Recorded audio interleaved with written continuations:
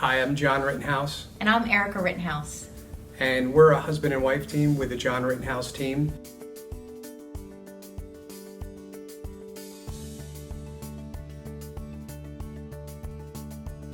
And a lot of people wonder, hey, how did you get in the business? And mine goes back a little bit of ways. Back in 1994 is when I first got licensed. My mother was an associate broker, real estate agent, and for years she asked me, hey, you should look at getting your real estate license. I think you'd be good at it. And at the time I was working in insurance, and I said, hey, why not? I just took the insurance exam. Why don't I take the real estate exam? So in 1994, I got licensed and I immediately put it in escrow. Didn't actively practice. I started working for two stockbrokers in Center City, Philadelphia, and I was a computer analyst for them. And I went from being a computer analyst to working for a .com company. And in the late 90s, if some of you remember, the .com stocks crashed and there was mass layoffs. So I called my mom up and I said, hey, I forgot to mention, I also was an assistant wrestling coach and a head wrestling coach during that time period. And so I'd run into Philadelphia, get the train, go into Philly, then, run to the train station, get on the train and go back to wrestling practice. And I did that for about 3.5 years. And one of the first days I think it was the very first day of practice, my third year in, working in Philadelphia, the train was actually late that day, so I missed the first day of wrestling practice. And so I went to my bosses and said, look, I can't do this anymore. This isn't fair to the kids I'm coaching, blah, blah, blah. And so I ended up stepping away from being a computer analyst for two stockbrokers to working for the .com company. And then, as I mentioned, the .com bubble burst and there was mass layoffs with the .com company.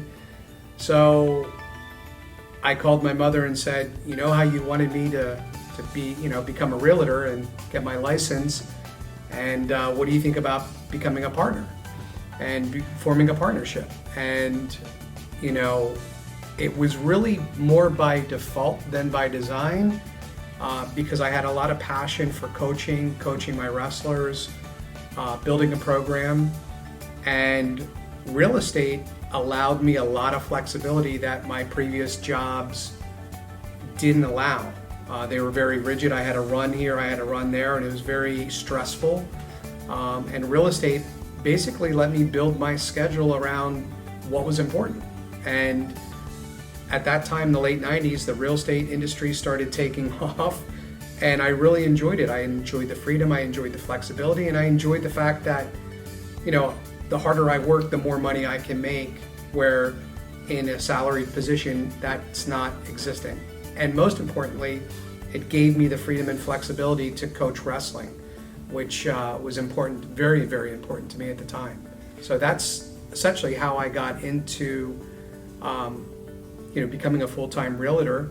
And then in what year was it that you got licensed? 2005, I got licensed, and before that I was working for a publishing company, and I worked there for about 2.5 years after college, and I decided that I wanted to be my own boss. So everybody said, oh, you'd be so great at being a realtor, you'd be so wonderful. I had no idea actually what it meant. But I went ahead and I got my real estate license, and while I was getting my license, I decided to do some temp work and would drive from the upper part of Nazareth, if you guys know where that is, all the way down to Doylestown for, I don't know, it was like $5 an hour or something like that at the time. And that's actually the very first day I started temping was the very first day John and I ran into each other, although he doesn't remember at all us meeting. I vaguely remember. So, and you were talking about land development then. That was... Yeah, I was a regional land director for Prudential Fox and Roach, who at the time was the number 2 Prudential in the entire country, number 1 on the East Coast, and I was their regional land director, so I would go around to all the different prudential offices and teach agents about land development. Yeah. And so that was the first day that I met him in a meeting, and lo and behold, 2 days later, I get transferred out of the Doylestown office to Percy, which at the time I didn't know where Percy was or ever heard of it. And that's how we met, was at the Percy office. Or some people call it Percasey. Percasey. It's probably what you pronounced it. I probably did. Yeah. So that's kind of how we had crossed paths. And one day when I was working at the front desk, because again, I was in the process of getting my real estate license at the time, and so I was temping for this company. And John, the office was in this beautiful old mansion building in Percy, and he comes down the stairs, and it was probably, 8:30 in the morning or something like that. 8:39. I think I was working there for about a month, and he hadn't said any words to me. I mean, didn't even acknowledge that I was in the same building as him. I was very focused. It's a focused individual. So he comes down the stairs, and he says hi, and he goes, "How are you today?" And this was leading up a couple days before I was taking my real estate exam. And for those of you that have taken the real estate exam, it's very nerve-wracking because you can miss one question and fail. So I said, "I'm really nervous." And he's like, "All right, I'll bite. Why are you nervous?" And that's how. Hey, you just can't leave that. I was expecting I'm fine or I'm good or whatever. And she's like, "Well, I'm nervous." I'm like, "All right, well, what are you nervous about?" And so she's like, I'm taking my real estate exam, and at the time I was actually in need of a licensed assistant, and I'm like, "Oh, let's talk." Yes. And I think we went out to the local restaurant. Yeah. I forget what the name of it was at It was this called point. like Revivals or something. Yeah, something Something like that. And Since closed. so, yeah, we had an interview, I guess you would call it. Yeah. And it obviously went well. It did, but I wasn't. But at the time, I was planning on staying at another company that I was interviewing with. Yeah. And he made it very desirable for me to stay. Let's say that. So, yeah. Yeah. So that's pretty much how we met. That's the story. And it's a lot of people ask us and say, how do you guys work together as a husband and wife? And there's a lot of husband and wives that there's no way in Haiti they could do it. Yeah. And listen, we've had our ups and downs and challenges, and but I think we very much complement each other. Where Erica handles all the minutiae, I call it, of the paperwork, the back end, the back office stuff, which I could be good at it if I wanted to focus on it, because I was a computer analyst for 2 stockbrokers, and that was part of what I did down there. But it's not my natural fit. Yeah, your natural strength is negotiations. Right.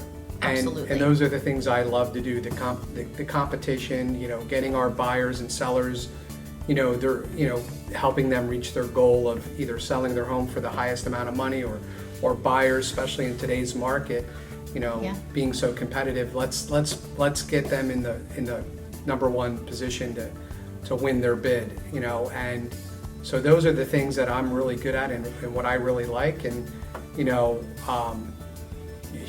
fantastic at what you do. And we complement each other more than anything. And the other piece is obviously we're in love with each other, and right. We love spending time together. And we have 2 little kids. Yeah, and so not little anymore, actually. Yeah. So, a lot of times, married couples don't spend a lot of time together, and we spend an exorbitant amount of time together. And I think, again, during those rough patches in life, sometimes the amount of time that we do spend together may have helped get us through those rough patches, and Absolutely. Having more conversation, where as if you were going to one job and I was going to another job, and the only time you get is when you come home, and then you got kids and you got life, and you're never really even communicating, especially with me, there's no lack of communication. So we had a lot of opportunities to talk Yeah. along the 15 years. Yeah. So And we've grown a lot, I think, too. Like our business, we were with a really big, when we met, we were with a really big company. And now, we're with this really fantastic company called EXP Realty, which is an agent-owned, cloud-based organization. And it has fundamentally changed our lives since we joined back in 2017. Yeah. It's really been great. Yeah, when we started, there was, I think we were around number 4,000. I don't know exactly what our numbers are, like what agent number we are, but it was very close to 4,000. And in God, 3 years, we're approaching 40,000 agents. We opened in Canada. We're opened in the United Kingdom. Yep. We're opened in South Africa. We're opening in India, Mexico, Portugal, and France. So, it's amazing what has transpired in the last 3 years for not only our lives, but our business and the opportunities that we have to expand our own organization within EXP and our own business. So it's been a crazy ride, but it's been awesome. So thank you. I appreciate you watching this video and sharing in our personal story. A lot of people know us professionally, and we had an opportunity to share some of our background that a lot of people, quite frankly, don't even know. Yeah. But I'm sure are wondering, like, hey, how did you get into this business, and what led you to this business? How did you guys get together? Well, and how do you guys work together? Yeah, and there it is. There it is in one video. So I appreciate you joining us and sharing in that story. And if we're a free resource. Yep. Anybody who ever wants to ask us any questions about real estate, zero strings attached. We're here to help. Whether you're looking to buy, sell, invest, or just need advice. Yeah. Or just have a question. Just feel free to reach out. Obviously we're easy to get along with here, and we're here to help.